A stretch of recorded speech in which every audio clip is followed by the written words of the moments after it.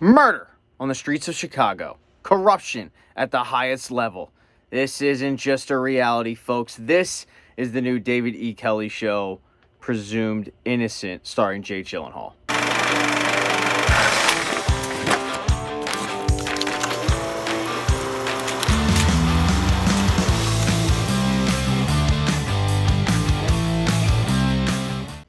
What's going on, everybody? My name is Pat. I am the voice behind 99% of what you're going to hear on this channel. And today we are doing a spoiler-free review of the new Apple TV Plus show, Presumed Innocent. It stars Jake Gyllenhaal, and he plays Rusty Savage, who is the district attorney of Chicago. That's a pretty important job. It's a very stressful job. Chicago has a lot of murders, as I'm sure you know, like every major city in the country. And to make things more stressful for Rusty, it's an election year. And what happens in an election year with the district attorney is that's appointed by the state attorney. And the state attorney is his good friend, his mentor. But the election's not looking great for them. They're in a dogfight, and it's up and down as to whether or not they're going to win. And at the worst possible time, a murder happens that sends shockwaves to the district attorney's office. Because this murder isn't just a normal person, an everyday civilian. This is another lawyer in the district attorney's office. So this one really hits home for Rusty. I'm not going to get into too much more of the plot line because I myself didn't know anything about this. I walked into it with just Jake Gyllenhaal, and that was about it. Yeah, Jake Gyllenhaal, murder, I like true crime. So let's get into whether or not Presumed Innocent is any good, or whether you should just skip it, like Roadhouse. Now, I am going to get into just my viewing experience without giving away too much of the show, because I do want it to be a spoiler-free review. I watched episode 1 on a Saturday night at midnight. I finished episode 1 at 1 a.m. on Sunday, and I wanted to keep watching, but it's 1 a.m. I gotta go to bed. I woke up Sunday morning at 5:30. Now, normally I would toss and turn in bed, but no, not with this show on my mind. I got up out of bed and I said, let's go, prosecutor. Let's get after this case, because that's how good this show is. Now, what this show does that's going to really, really piss some people off is every single episode ends with a holy shit moment that you did not expect, and that will keep you wanting more. It will keep the show appointment television for you. It's going to annoy you because in the day and age we live in, with binging being a thing, you're not going to be able to do that with Apple. They don't do binging. They drop episodes once per week. And I sat there just clamoring more content from this show because it left me wanting more. It left me wanting to figure out what happened and to get to the bottom of this as the characters are doing so. This show is created by David E. Kelley. He's done some misses. He's done some hits. Like, I loved Goliath.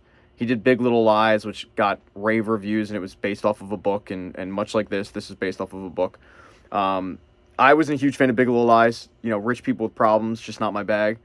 But this show is, to me, like the best thing he's done since Goliath, where you've got characters that you can't quite figure out where they were, what they did, their motive. Like, you could sit there and make sense of everything the prosecution or the defense is saying. There's no clear-cut way that this murder took place where you go, I've got it figured out. And if you do, congrats. But for me, as a viewer, watching this show and watching the pacing of it, it was so impressive. Jake Gyllenhaal, I think he's a really, really good actor. I mean, I made the joke about Roadhouse. And look, Roadhouse, I don't think was a good movie. I thought he was good in it.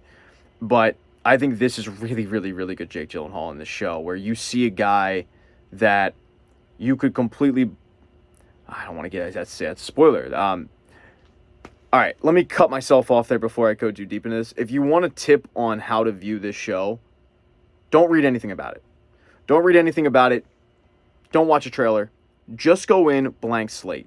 Go in like I did, blank slate, so that you are thrown off by episode 1 and you don't know where the show's going. And all you know about the show is that Jake Gyllenhaal plays a lawyer and there's a murder, and let's get to the bottom of it. Because when that holy shit moment happened in episode 1, I was floored. And as I said, I wanted more of it. And I'm glad that I didn't go and do a deep dive into the premise of this show and go watch trailers, because I usually do try to avoid trailers. And normally with these reviews, what I'll do is I will put up, snippets of video, but I really don't want to give anything away in this for people that will take that advice and will decide, you know what, I'm going to listen to this schmuck on YouTube and I'm not going to dive into it so I can have that experience. But this show is so well done, and it's one of the better things that Apple's put out. Apple puts out great stuff constantly, and seems like no one really talks about it. It's amazing.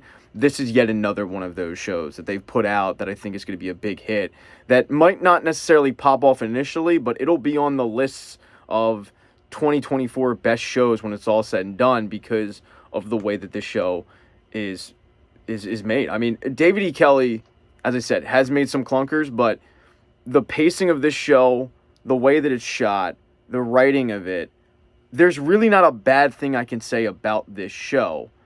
The only bad thing and the only warning that I'll give you is 4 minutes into the show, they show you the murder. They show you the victim, and it's pretty tough to watch. Like, it was just like, oh God, I wasn't really expecting that this soon into the process. But it's definitely a show where I don't think a lot of the public out there is going to be able to figure out who exactly did it, because you're going to have all of these people. And it reminded me a lot of the HBO show Mare of Easttown, where I think if this show were on HBO, you'd have the country talking about this show when it came out. Because it's on Apple and it's not as much of a popular streaming service as like an HBO Max, Max, I don't know if it's going to get that jump in viewership right away. But for the people that do end up watching the show, it's going to have that Mare of Easttown feel of, I don't exactly know who did it, because one week I think it's this person, the next week I think it's that person, the next week I think it's this person. And to me, that makes a really, really compelling television show. So the other thing that they do really well with the show is the director of photography. I think he set the mood of like a gloomy, dreary city murder where there's not a lot of sunshine and light. This isn't a bright show, and I'm getting way too into the weeds of being like a film nerd, but I just loved how this show was shot in terms of the lighting of it, the camera angles. Like, they have really cool wide shots of Chicago with clearly made by a drone. They have wide shots of the courtroom. Look, I can't really say enough good things about this show. I quickly became addicted to it, and I'm watching currently the Apple show Dark Matter. When I finish a Dark Matter episode, I'm not clamoring for the next one. I'm sitting there going, I can wait on it. And I think we've all had those shows where you go, I like the show, I don't love the show, I'm not addicted to the show, I can wait on the show. For me, that's Dark Matter. And it might be just because I'm an idiot and I can't quite understand all the smartness of it. But for Presumed Innocent, it was the complete opposite. I think if you're somebody that really, really likes true crime, and I really like true crime, I'm addicted to documentaries about it, I listen to podcasts, I think this show is absolutely one for you. I think you're going to love this show. I think you're going to love this show just like you did Mare of Easttown. If you like that show, I think you'll love this show. I think even if you don't like true crime, but you just like a good, quote-unquote, like a whodunit, I think this show's for you. Now, this is a gritty drama. There's literally no laughing. At no point did I go, ha-ha. No, none of that. But this is a show that will keep you engaged. It will keep you thinking.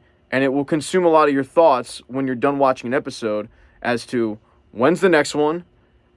Will I be able to watch it? Will my schedule permit me to watch it?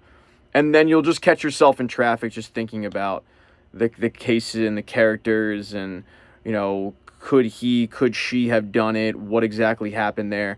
And they just do a really, really good job with this. So when Presumed Innocent comes out, I can't suggest it enough. Check it out on Apple. I think it drops June 12th, and it's just a really, really well-done show, and it's probably my favorite thing that Apple's done this year, although they've done a lot of good stuff. I talked about Manhunt. I love that, so another hit for Apple for me. Now is the part of the video where I ask you guys to please subscribe to the channel, hit thumbs up if you like this, smash that thumbs down button, like hit it so hard, murder that thumbs down button if you thought this video sucked, but definitely check out Presumed Innocent, and if you did watch this video and you do end up watching the show, do me a favor, just comment in the comment section and tell me what you thought of the show once it's all said and done.